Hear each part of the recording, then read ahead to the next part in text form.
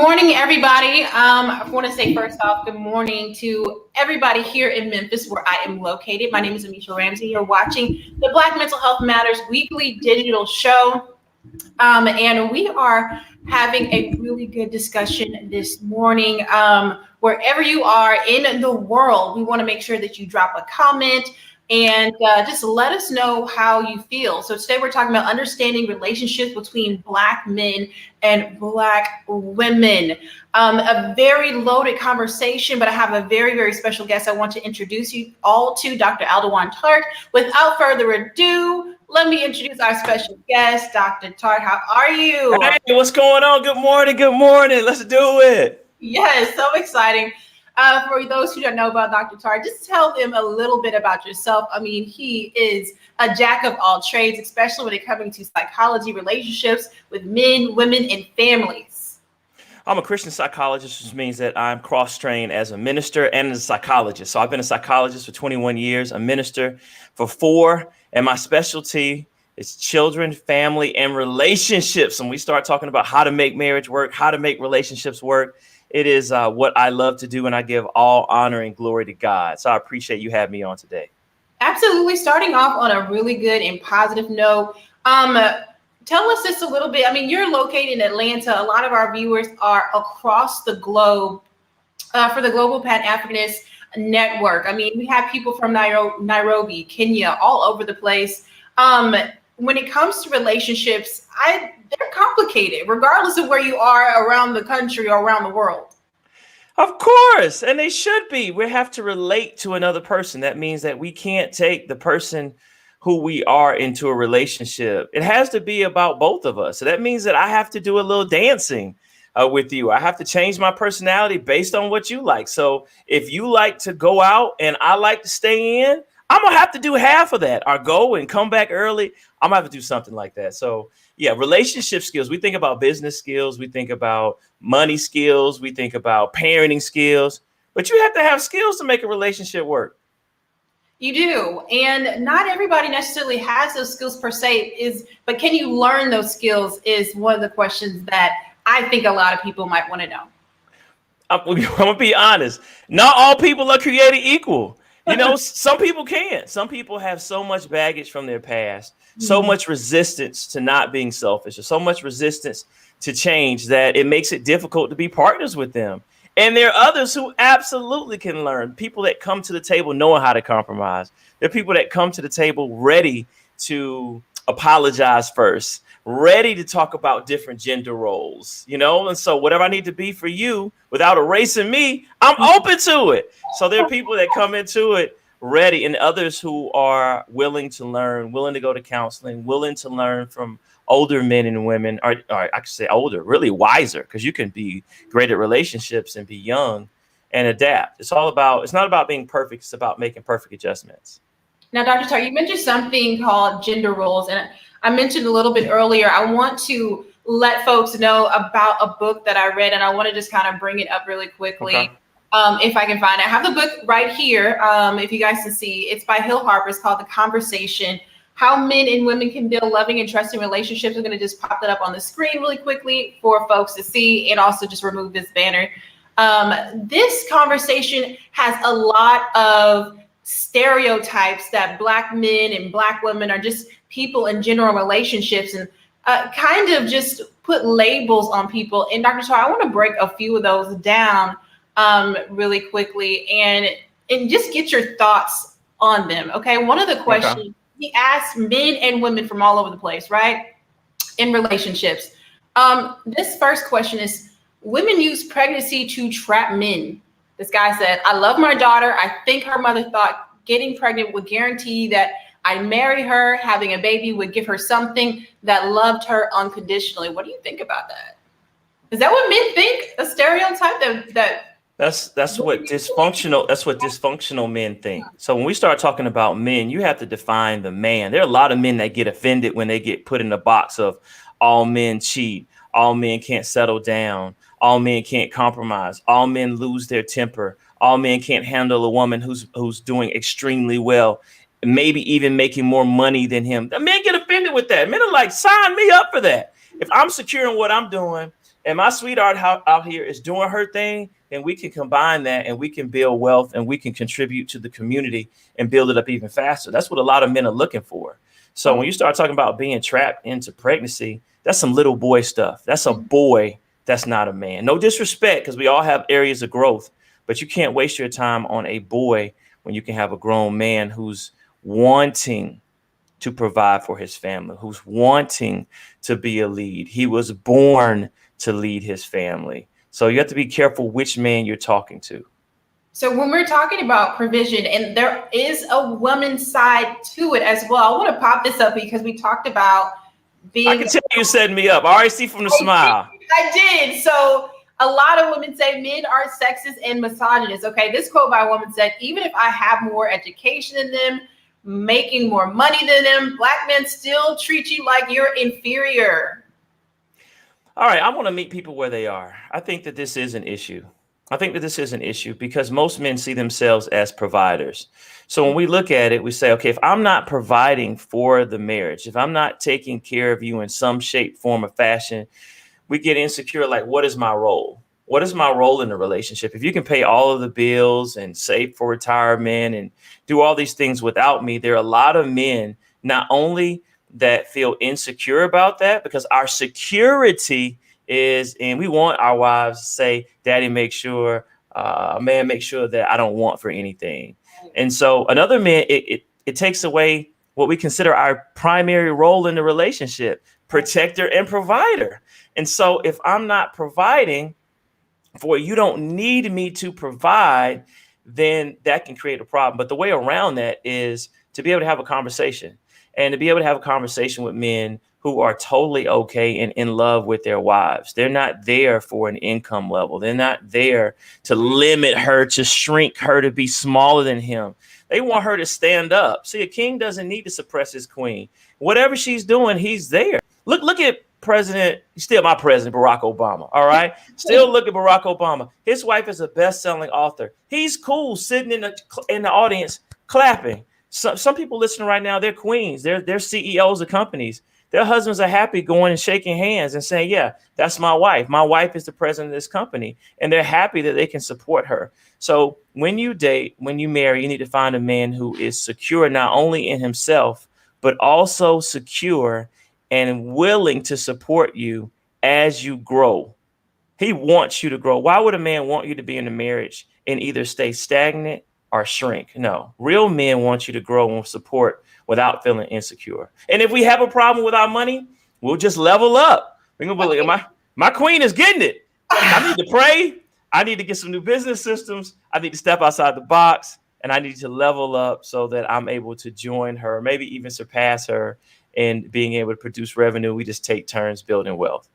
Absolutely. And then Dr. Tartt, I know that you have counseled many people, and in this conversation around finances in relationships, I mean, a lot of marriages end in divorce because of finances. How do you have a conversation with someone that you're dating or interested in, if that money is looking funny, but you have an interest in someone, and if she does have a career and she's doing her thing and she got a book deal and all these things, has all the wifey qualities, how do you step up to her as a man and let her know that, hey, it might be Chick-fil-A and not Ruth Chris?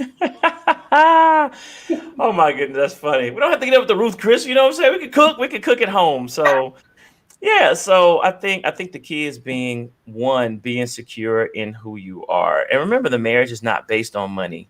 There's so many couples who have money issues. I think that's more the norm, because you're going to be up, you're going to be down. Look, we're coming out of prayerfully a pandemic that affected a lot of people. You can't do anything about that if your company wants to downsize, or if something has shifted, and you're going to have to take some time to shift with it. That's not what breaks couples up. What breaks couples up is dishonesty. What breaks couples up is disconnection. So it's not the money, it's the betrayal, or not being open about what's going on with the money, or your issues about not making money. See, if my money's not right, I have to make sure that I'm doing the right things, Amicia, to make sure that I don't take that out on my wife.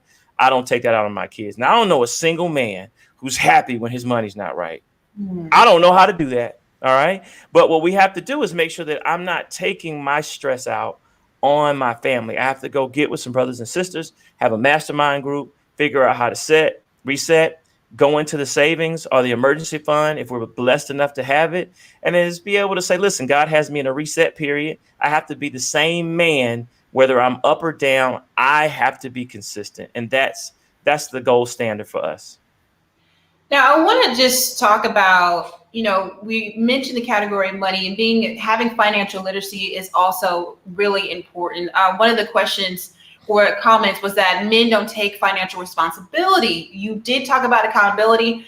This quote says his credit was so bad that he couldn't buy a house together for years. Truth be told, mine wasn't great either. So she's admitting as well that her credit was not great, and they struggle to buy a house. And we know that having a house is one of the greatest assets you can have. Absolutely. It says in the Bible, Ecclesiastes 4:9, two is better than one, for they get better return for their labor. All right. And so this is not Housewives of Atlanta where everyone has to come in rich. If you're willing to be noble and you're willing to be wise and you're willing to learn, we can go together and we can figure out, how do we get our credit up? What do we need to do? Do we need to pay off our balances below 30% versus trying to pay off one? It's better just to pay all of them off to 29%. That's going to boost your credit better than paying off one. And then the other one, your credit usage is 50% of what you borrowed. And so we're willing to sit down. This is the thing that people are talking about. Are you willing to sit down, brother and sister, in a class? Are you willing to have someone who's wiser than you sit down with you, another couple, someone you respect, whose money game is tight and proper, to educate you? And are we willing to do this together? So like you said, I can't be eating at Ruth Chris and then have my lady eat at Chick-fil-A, or I can't say, all right, we reeling the spending in and she's out buying some new boots and I'm wearing the same pair of shoes. We have to go in this together and figure out what we're going to do. One of the things I told my wife when we got married, I said, look, my goal is to live off of one income. All right, let's live off of my income. And then whatever you bring in is our future or our investment money, our vacation money, whatever. Let's base this off of my income. And then whatever you do that goes towards our retirement or that goes towards building wealth, taking advantage of real estate. And a lot of people have never been introduced to that concept. That's something that a mentor brought to me. And it made me start thinking differently about money, because now the both of us can work. You see what I'm saying? So and we know what's hot. So if crypto comes on the scene or someone comes to you and say, hey, you need to invest in this company called Coinbase or Zoom or Uber or Lyft, we can jump on that because it's not hurting the bills and we can go for it. Now, I know a lot of couples are saying that's hard, but if you have that mindset of do that, that's how we build wealth. It might just be live off 1.5 income, 1.75, all of mine is 75% of yours and save the 25%. So when we sit down and we learn, we can get better. It's not where you start. It's where you are and where you finish. Absolutely. I hope everyone is listening to these nuggets that Dr. Tartt is dropping. I mean, I didn't even think about that philosophy as well. Here's a question for folks to put in the comment section. Just what are some stereotypes in relationships that you know about? I'm going to bring up another banner because Dr. Tartt just hit the nail right on the head when we talked about working the household. One of the misconceptions or stereotypes that women may have about men are lazy. They expect Black women to do it all, raise a family, work a full-time job, and do all the house chores. Tell me, and you have a background in ministry. One of the words these days that a lot of women don't like to hear is submission as well. Let's talk a little bit about that, Dr. Tartt. All right. Well, if we're talking about submission, a lot of people think slavery or they think a lack of power. All right. And so instead of aren't we all submitted to Christ? All right. So we don't sit around saying that we're God or that we're Jesus or that you should worship us unless you're, crazy Donald Trump or something like that. We all submit to God. And so if we talk about the Bible, God does make man the leader of the house, but your woman should never, ever feel oppressed. All right. And leader doesn't mean that you go first. Sometimes lead means that you fall back and let your wife handle the deal. Listen, my wife understands real estate better than I do. I don't even go to the closing. I don't manage the property. I don't know anything about it. It's not my strength. So sometimes as a leader, it means knowing when to be able to fall back. It means when to apologize first. If you're a leader, as a man, you have to know when to break the silence. You have to be the first one to go in prayer. You have to be the first one to say, hey, it's time for us to fast. You have to be the first one to say, hey, you know what? Maybe I should change my attitude. I'll be able to get myself some counseling. So when we start talking about leadership, I have not met a woman that has any problem following a man who takes care of her needs and does not oppress her. All right. So they don't mind. So we don't mind leadership at work if they let you do what you need to do. And sometimes that means you step up and tell them what to do. So if you're at work and the leader asks you, what should we do? And they say, all right, Amicia, you take point on this one. This is your strength. We trust you. Tell me what you need me to do to support you. You know, now, as far as the domestic piece, this is where I'm going to have to keep it real. All right. All right. There was a book called His Needs, Her Needs, and they looked at the top 5 needs of men in relationships. Number 4 was a woman who knows how to keep home, how domestic she is. So what that means is we're talking about a wife. That means, does she know how to keep home? That doesn't necessarily mean that she's a maid, that she's a chef, that she picks up behind us. But it means that, do you know how to make sure that the kids are on time for school? Do you know how to make sure that we're able to have an event for the family? Do you know how to, in a pandemic, make sure the kids are getting tutored? Can you bring our kids up in a biblical household? Or do I have to talk to you about cursing around the kids? Mm-hmm. So men have different definitions of that. And let's talk about, alpha women. Let's talk about busy women. Yeah. I'm not ashamed to say we have someone that comes and does a deep clean in our house sometimes, because we want more quality time. So that means I don't feel like cleaning up. If I'm off, I don't feel like cleaning up all the time. My wife doesn't feel like cleaning up. And, we have 2 daughters, and one of them is in travel volleyball. So I could be in any given state on any given weekend. You think I want to spend my quality time with my wife cleaning up?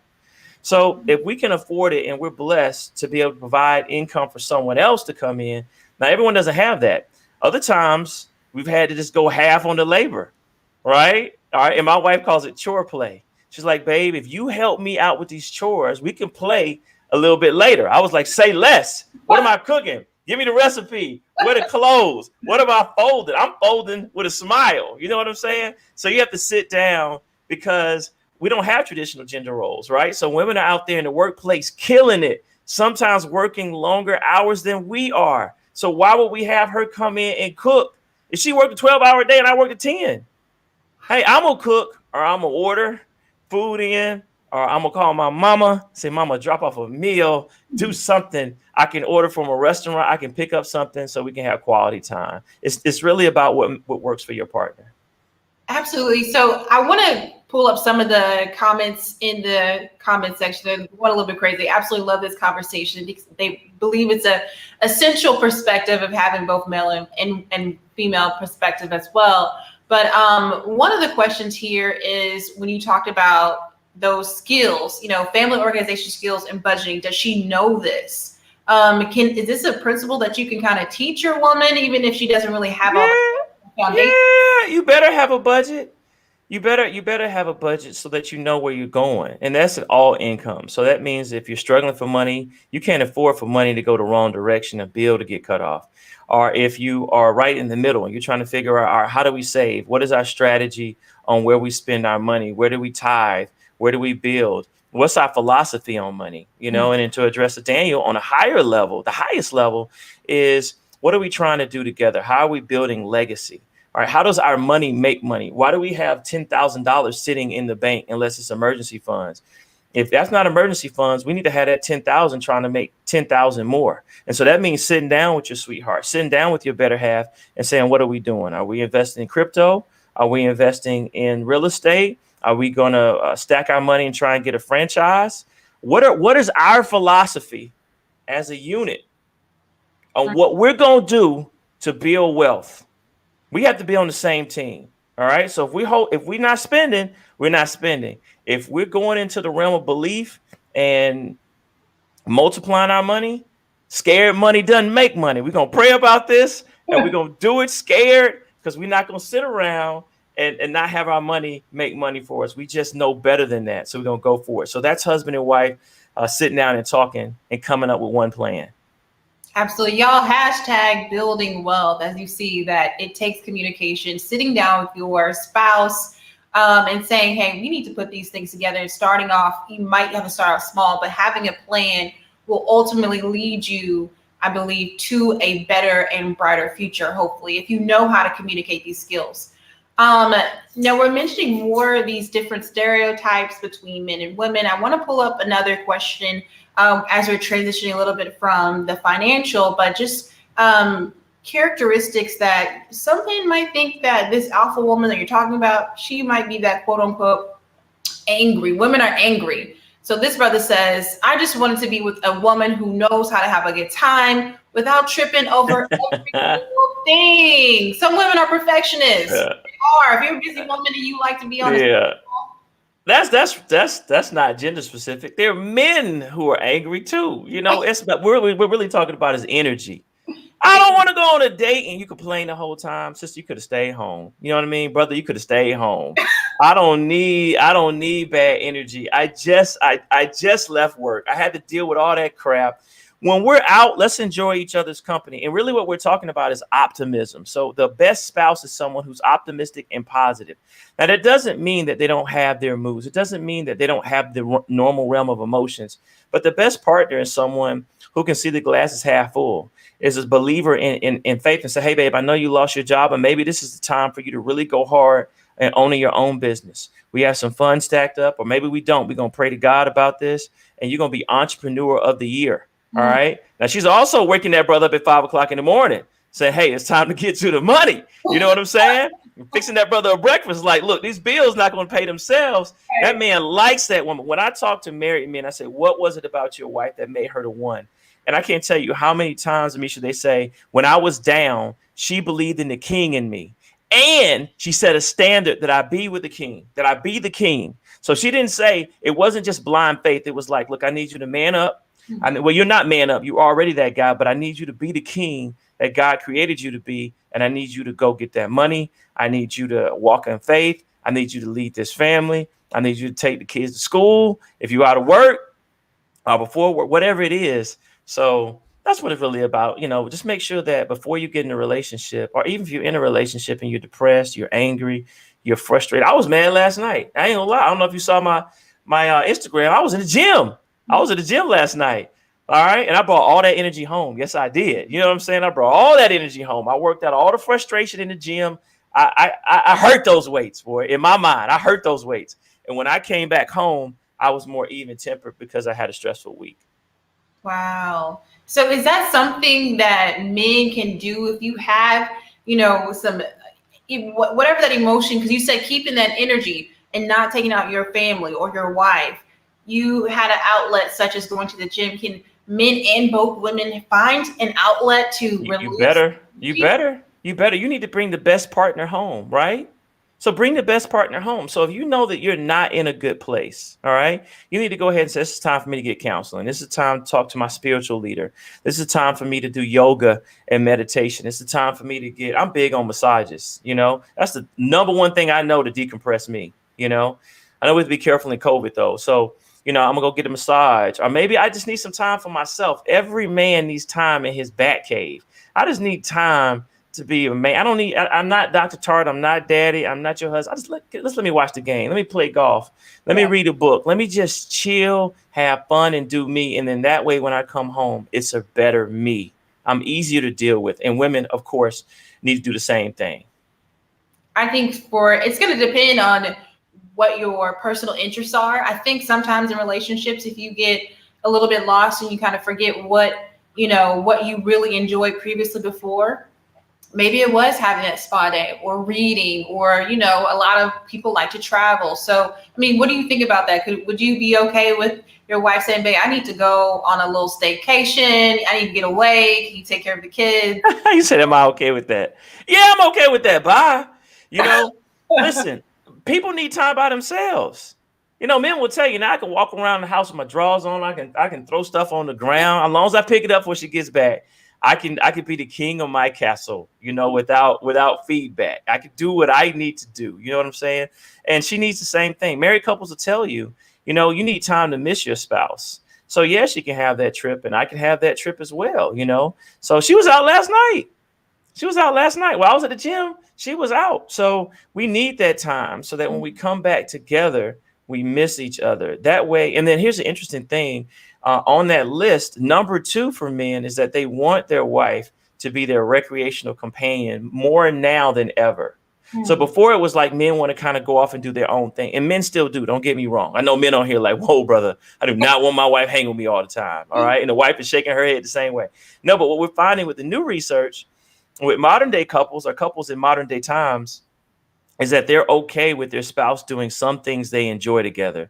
So come play golf with me, go to the sporting event with me. Hey, let's go eat together. Let's go do different things together that we enjoy. I want you to share some of my world, some of the things that I enjoy together so we can have fun.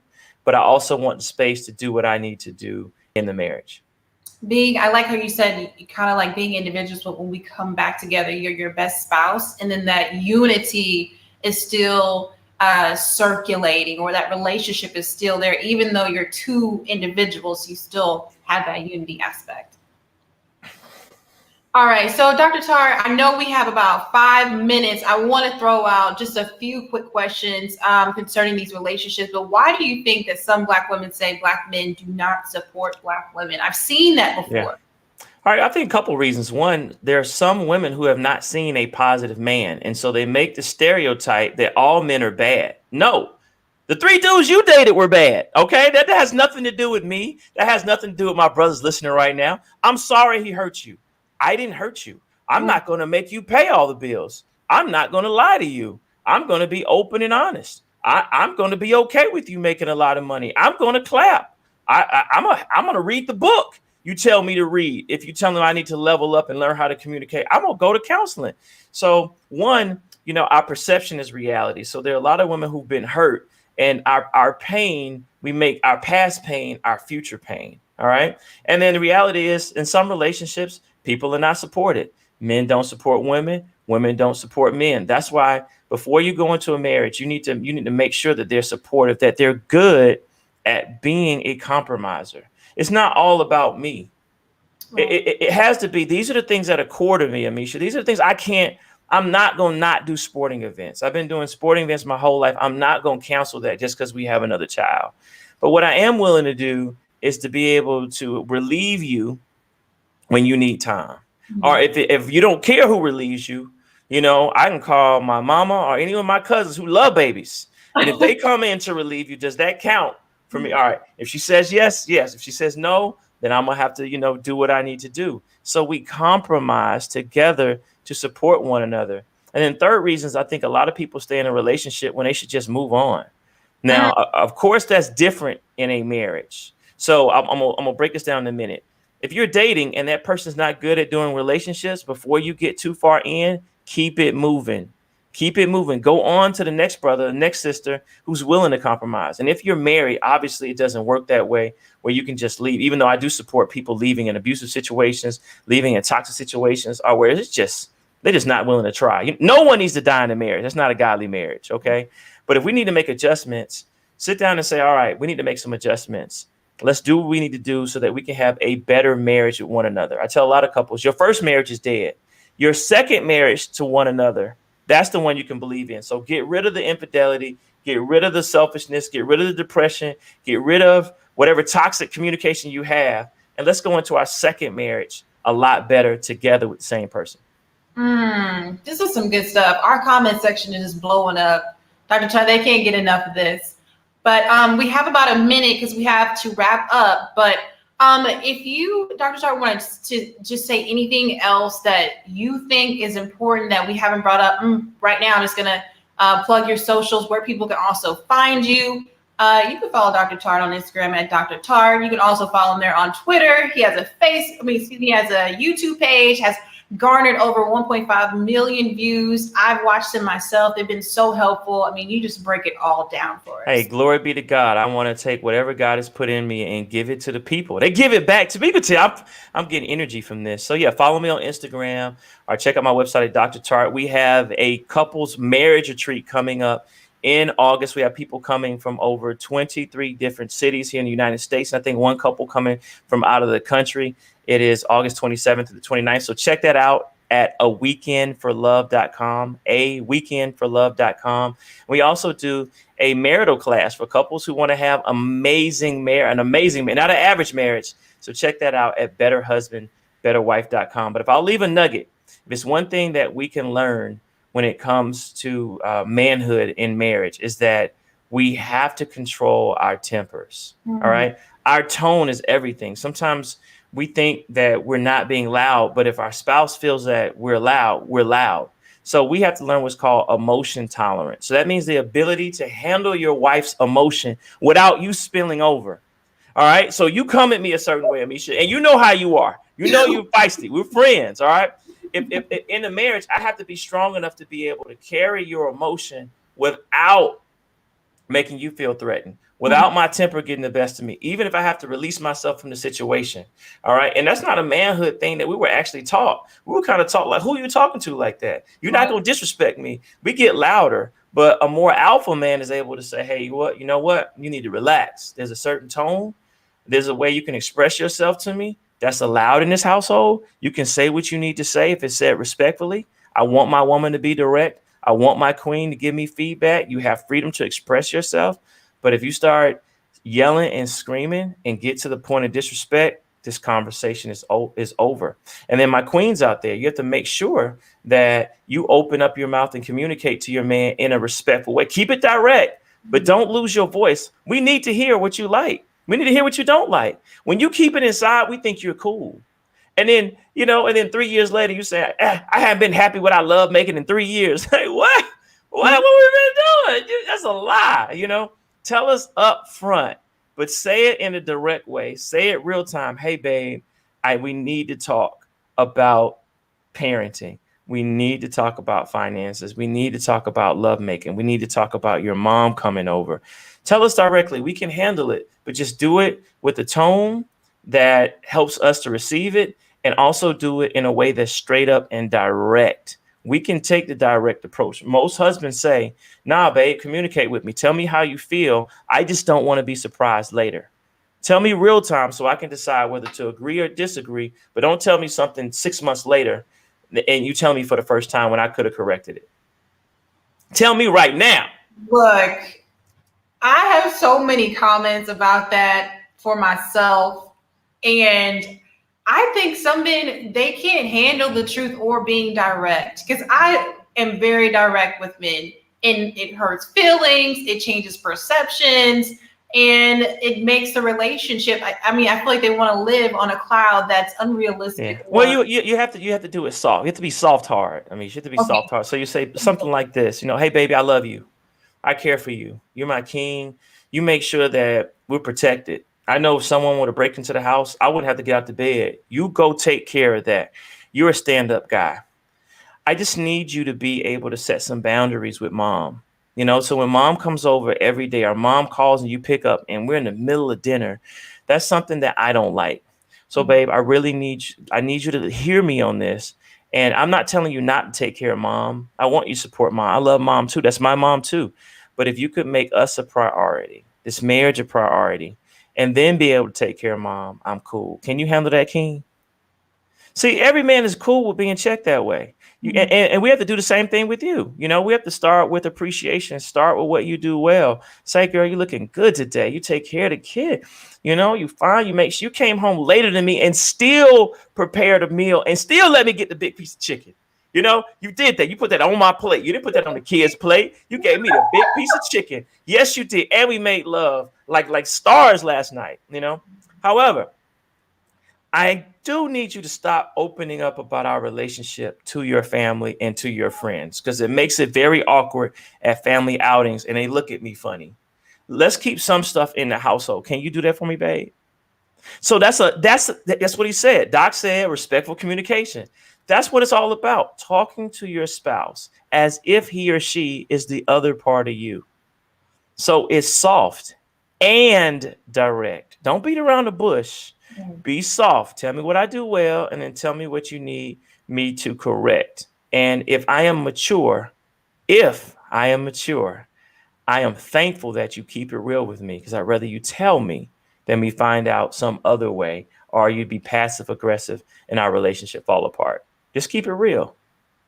Absolutely. That tone is so important. And maturity and growth. Yes, this has been one of the best conversations I've had in a long while. I know you guys love Dr. Tartt. Just follow him on all his social media platforms. His couples, what is it, couples retreat that's coming up, and you also have your website. So I'm gonna have to have him back on the show. What do you think? Let's do it. I'm ready. We could do more time. I'm with it. And Amicia, you make this easy. We've done a lot of interviews. You make it easy. You're a shining light. So thank you for what you're doing and elevating the platform and telling the truth to the people. And thanks on all the new things coming for you. Yeah. I know sisters elevating y'all. So elevate. So thank you for having me, and God bless, and thanks, and God be the glory. Perfect. Thank you guys so much. See you again.